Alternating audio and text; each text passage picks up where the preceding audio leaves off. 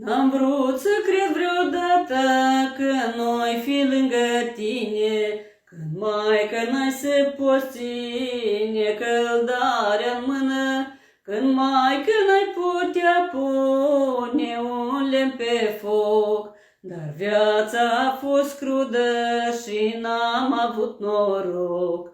A trebuit să plec să-mi pot crește copiii și altă casă, mamă, să-mi fac din temelie. N-a fost deloc ușor și eu am suferit și lacrime șuvoaie curgeau necontenit. Am plâns amarnic, mamă, și rău m-am chinuit, că prima mea căsuță cu greu am părăsit. Și acum am cer iertare în fața ta, măicuță, și îți sărut cu drag prin somna ta mânuță.